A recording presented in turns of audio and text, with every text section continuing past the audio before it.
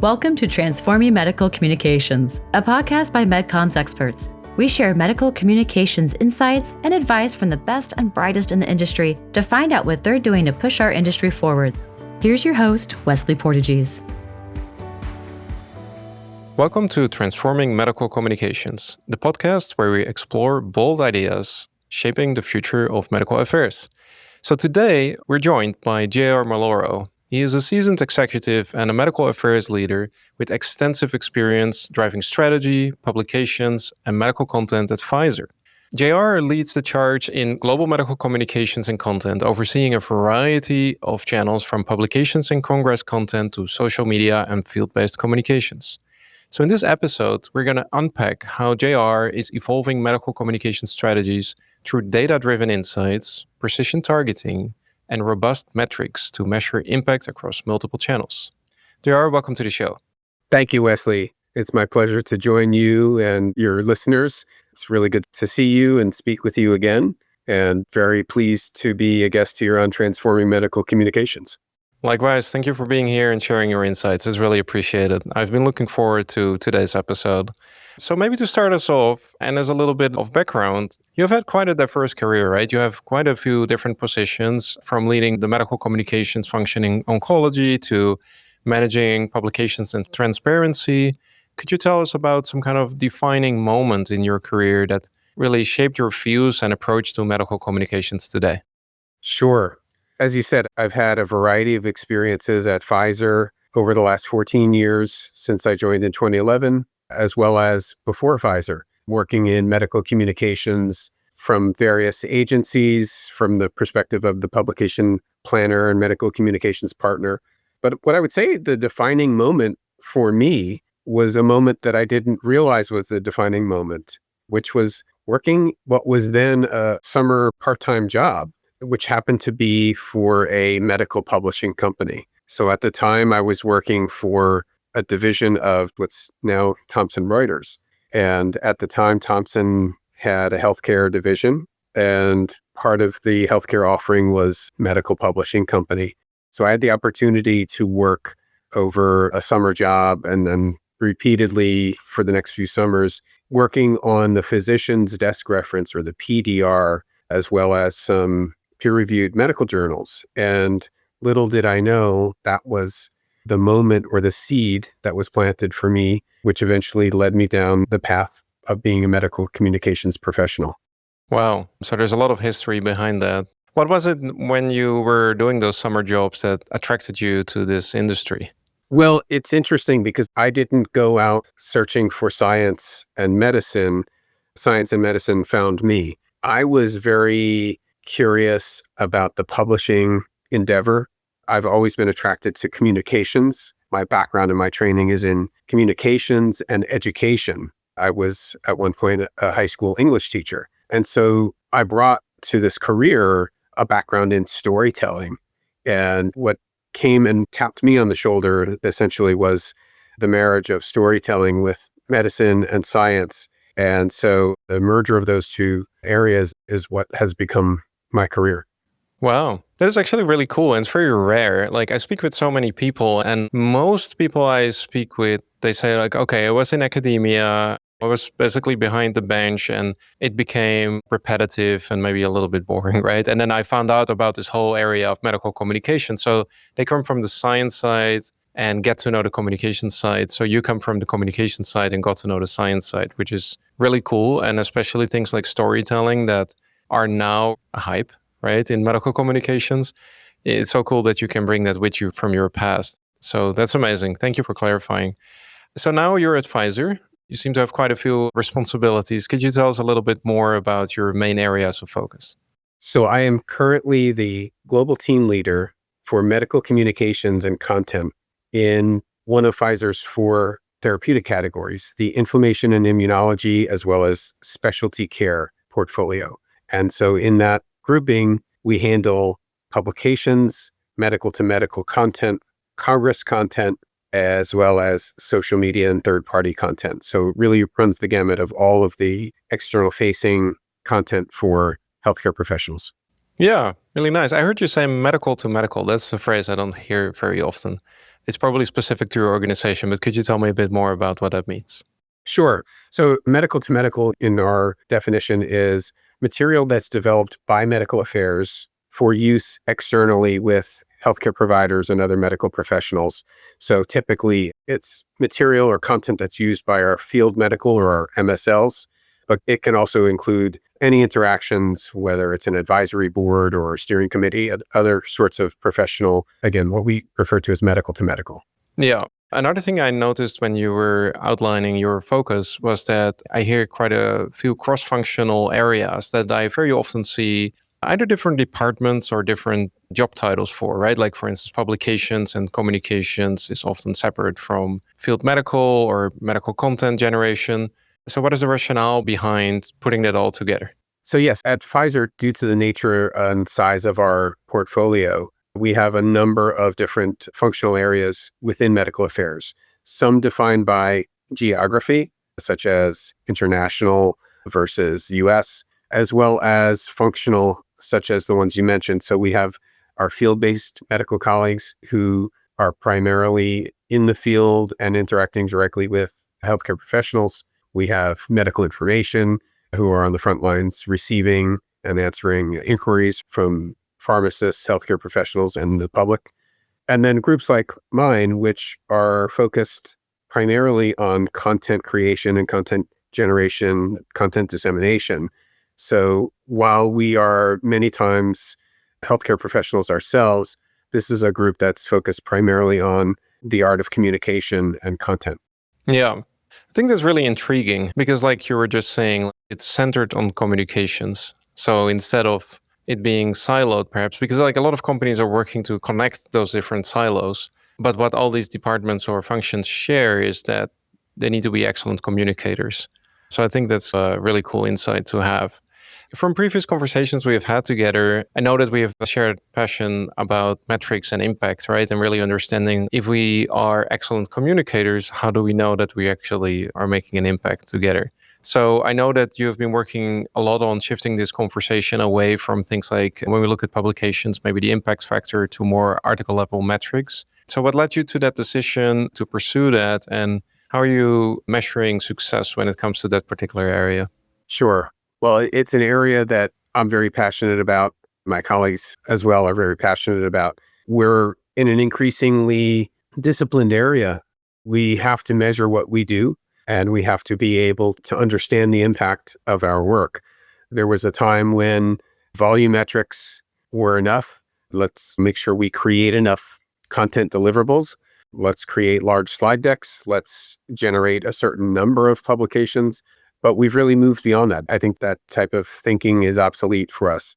With publications, for instance, I've long been interested in article level metrics, both because impact factor is not a very good metric of measuring the value or the impact of your research, but also because we want to understand beyond the number of publications that we've disseminated. We want to understand whether there's been impact and whether there's been reach.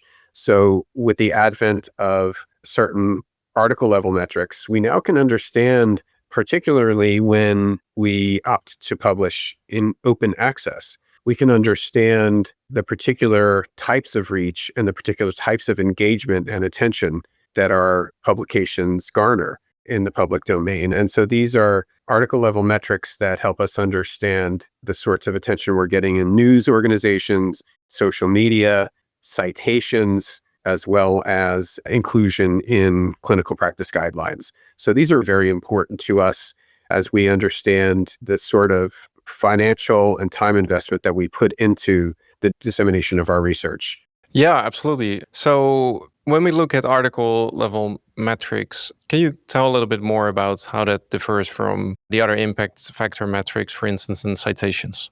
Sure. Well, impact factor is an imperfect measure, but a measure that measures the relative value or popularity, as I like to think of it, of a journal. What it does not measure anything to do with a particular paper or a particular piece of research.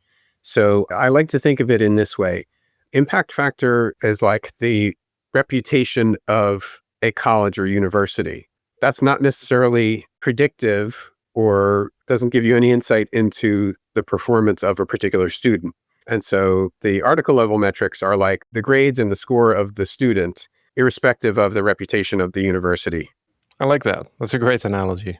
So now when you use these different systems for article level metrics, how do you measure the impact that falls outside the remit of the actual journal overall, right? So for instance, we submit a publication to a journal, it is published over there. Then there's different outlets that the publisher uses to communicate that information and data, but likely you'll also be communicating around this publication in other platforms like the Pfizer Pro website or these kind of things.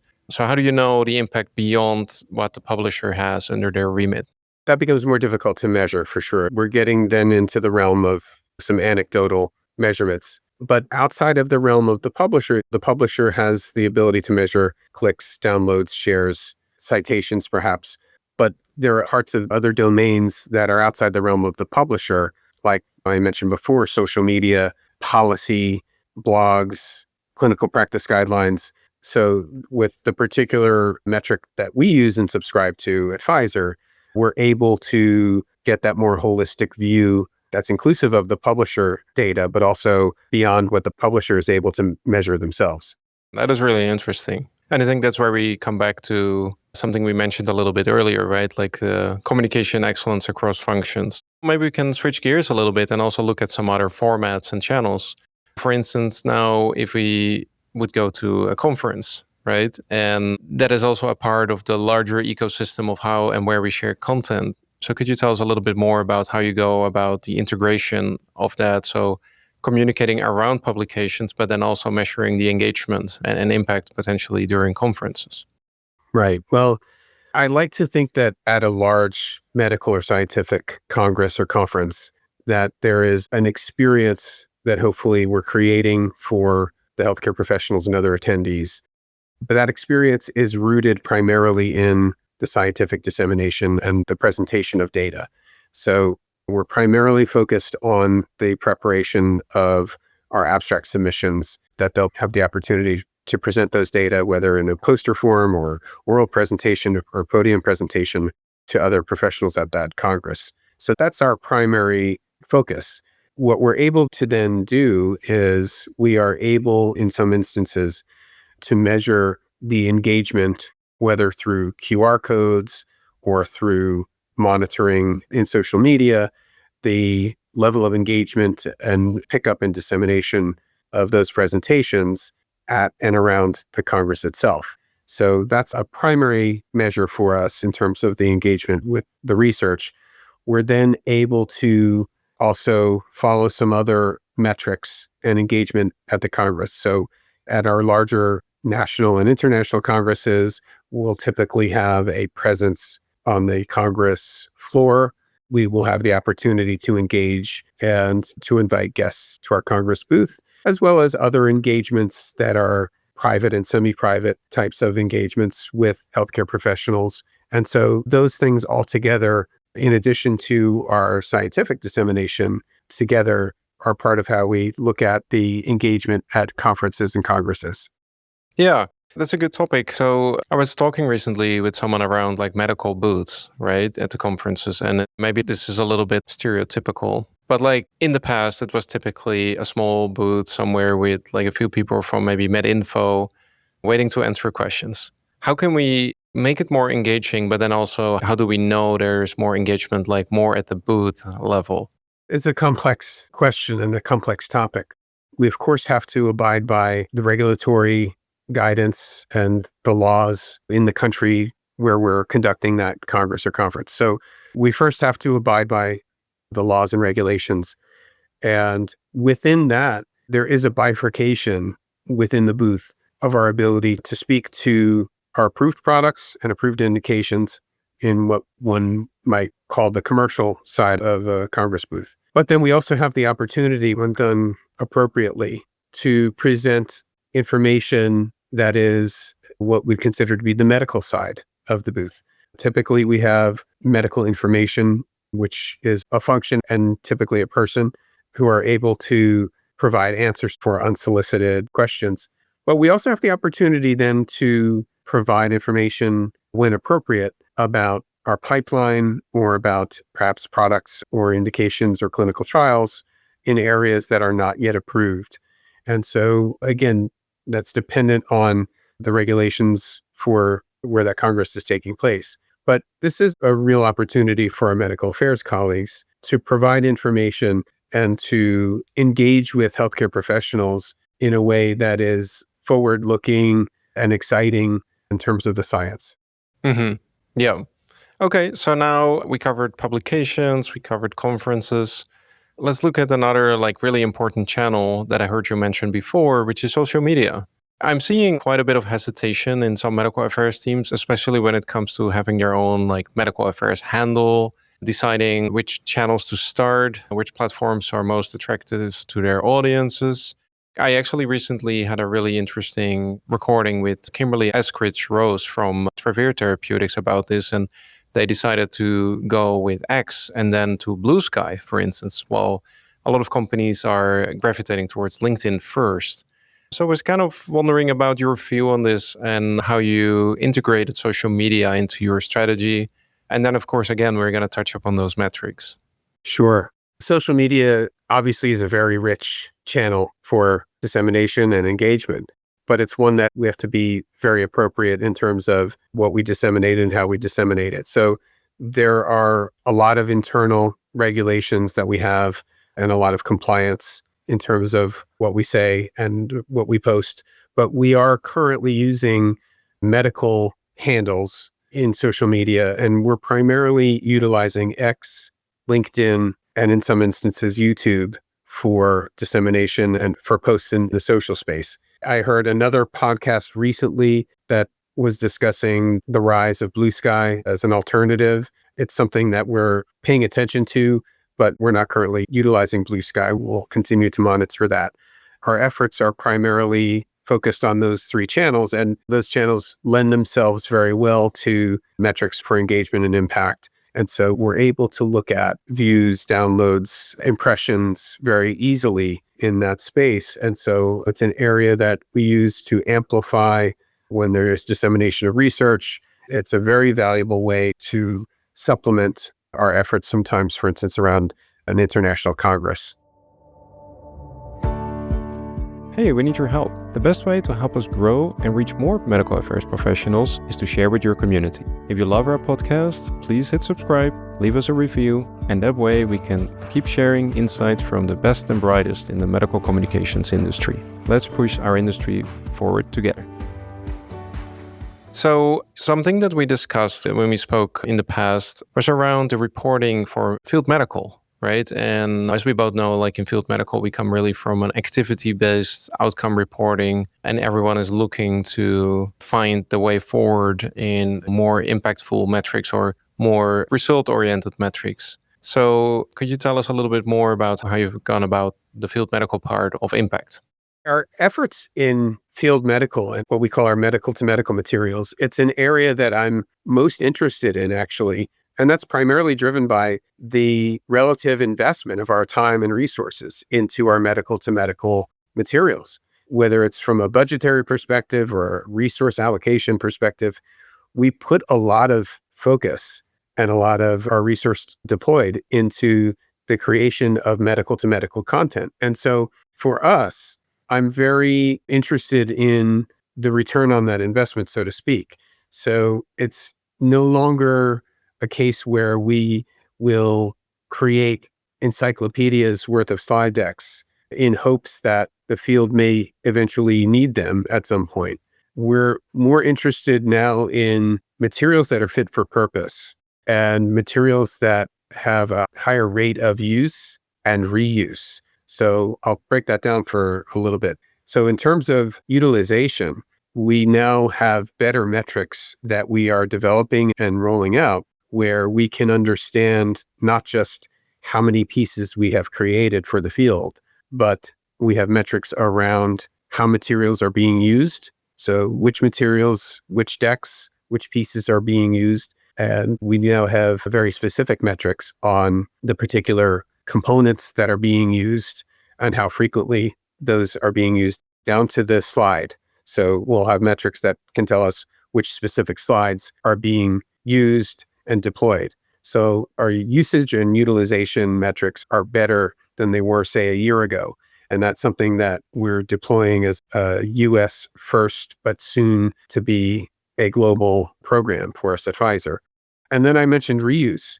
So we've found over the years that so much of our efforts are duplicative, where one country creates a resource or a slide deck or a piece of content, and another country will create something very similar. That sort of duplication is just in the environment that we're in today, we can no longer do that. So we're highly engaged and coordinated in creating parent materials and then either translating or adapting those materials into a use case for a particular country or a particular language. But we're very cognizant of creating those master sets and then reusing those whenever and wherever possible. That's a great point. We recently conducted our State of Medical Communications survey across the industry. And actually, this came out as, I think it was the second most important hurdle that organizations are facing, which is global to local, right? How to make sure that this is actually being used properly in the countries, and how do you build like an infrastructure together with your local organizations to make sure it is so, right? Because sometimes it is duplication of effort. Sometimes it is affiliates not even knowing the asset exists. Sometimes they feel it is not fulfilling their local needs and then they make their own. There are a lot of reasons for it, but I definitely think this deserves a lot of attention because we make so much content and we just keep making more, but there are so many opportunities where we can actually utilize it better instead of making more. And I think that's definitely a good point. So maybe I missed it, but how do you look at impact there? Like, are you measuring any metrics around how these different slide kits or other materials are being used? And how do you use that in decisions on future content? Thus far, our metrics are specific to the content. So we have a universal system for deployment in the field. Our field medical or MSLs are all using a common system for the sharing of content. And so we're able to measure which pieces are being used, when, how frequently, which components. Like I said before, we're now able to measure down to the specific slide numbers if it's a slide deck. So we're able to measure the sorts of volumetrics. The more qualitative metrics, that's where the magic is. And that's an area that we're interested in. But I can't say that's something that we have something systematic or universal developed yet. But that is ultimately the area that we're most interested in, which is how is the dissemination and the engagement leading to impact, whether it's through a change in thinking or change in decision making or change in behavior. Yeah. So correct me if I misunderstood, but what I think I heard you say is like we have a unified system to deploy these decks globally, and we can see which parts of those slide decks or resources are used most. Could you share like an example where the metrics on that, like where you could see that data as maybe informs a content decision? Oh, absolutely. I think our model has been to develop for each asset or perhaps for each indication. Our default has been in the past to develop what we call mega decks. The mega deck is the deck that has everything. It has the full gamut of discussion of disease and disease burden and treatment landscape, MOA, efficacy, safety, the full gamut. And with the advent of some of the metrics that we're discussing, we're now able to make smarter decisions when we plan content and when we're planning what materials and resources our field colleagues and our MSLs are actually going to use based on what we have seen in terms of the patterns of use and utilization. So there's another component to this that I neglected to mention, and that is the human metric. One thing that I'm personally deploying is to go out into the field and not to leave it up to the metrics and the systems, but to observe and do some primary research myself, which is in the form of ride-alongs, and just to understand at the point of interaction what that utilization and what that engagement looks like, and use that as part of the feedback loop as well. That's amazing. I think that's a great example to set, right? Because I think there are so many times where we create things in silos, right? And no judgment, but there are people that create assets to be used here that have never been in a doctor's office, right? And I think it's always really hard to do that if you don't know the exact setting. So I applaud that approach. I think that's great. And I think we should give, as an industry, as many people as possible the opportunity to actually see how our work is being used in real life and how it impacts and affects people, because it would just dramatically increase, I think, the impact of what we do, because you can only really understand when you observe. So that's definitely great. If you use the analogy of our team being in the kitchen making the meal, it sometimes is quite valuable to come out of the kitchen and to see how the customer likes the meal. Yeah, absolutely. And I was also wondering if you have these metrics on the use of slides. Have you been able to make a decision to cut a part out of any of these decks? Say like, well, we made that, but it's actually never being shown, or is that too extreme? I can't say that we've encountered that scenario just yet, but it's certainly on the table. Yeah, so now we've discussed like quite a few different approaches and areas where we communicate to the outside world. We spoke about metrics for each of those as well. Now, how do we put it all together, right? So you're managing several channels. They all have their own intricacies and their own set of metrics. I think it would be really interesting to see this in some kind of unified way so we understand the total impact. How do you go about that? Yeah, so that's kind of the art and the science of the storytelling, right? So the matter of collecting the right data, many times in a dashboard format. And I think that's the scientific approach. But I do think that there's an art to it as well. I worked previously in oncology. That was an area that I came to understand fairly well in terms of engagement and impact. And having moved now into different therapeutic areas, there very much is a different nuance and a different context in a rare disease, for instance, where impact is measured and can be measured in a vastly different way. How a clinical trial is conducted, the number of patients, how the data are presented, it's just a very different environment and can be a very different environment. And so that's why I say that there's an art and a science to it, because we have some trials where we have thousands of patients and we have other trials where we might have 10 patients.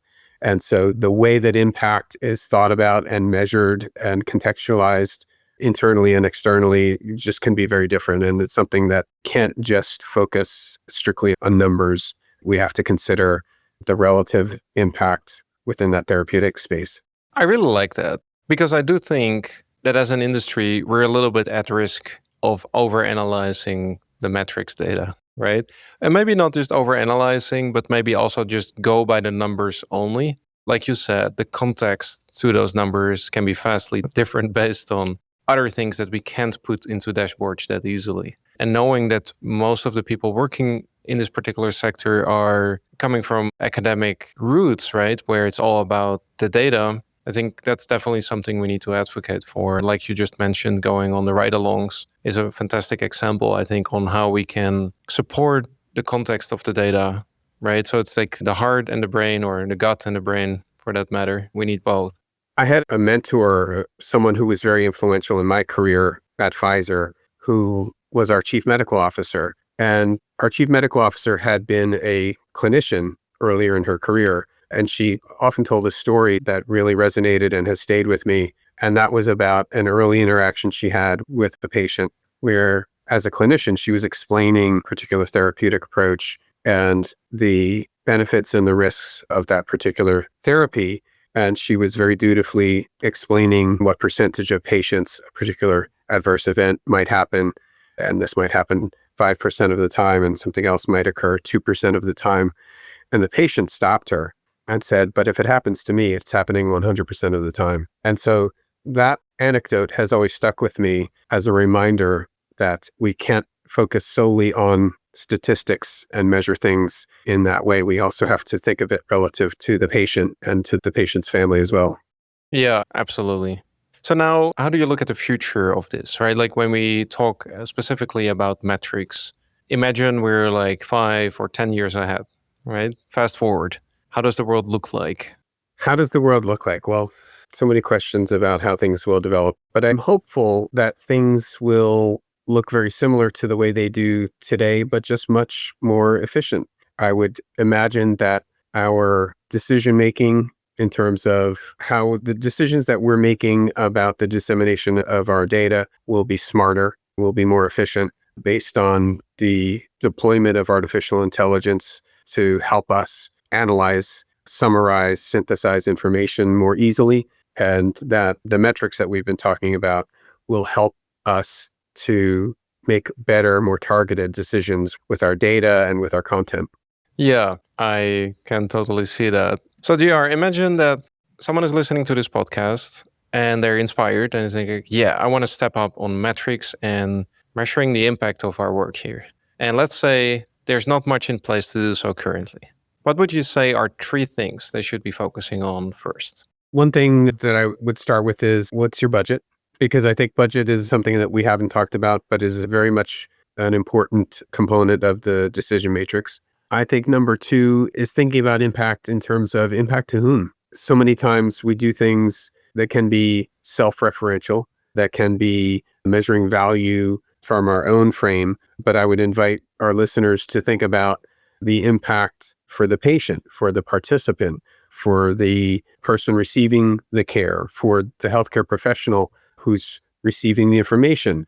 So think about the recipient would be the second thing that I would recommend. And then I think the third thing is the so what. So we can measure many things in terms of our activities, but what insight is that going to deliver? And will it give us an opportunity to make a change or to do something different with that information? So I think that's probably the most important thing is what sort of insight will that information provide?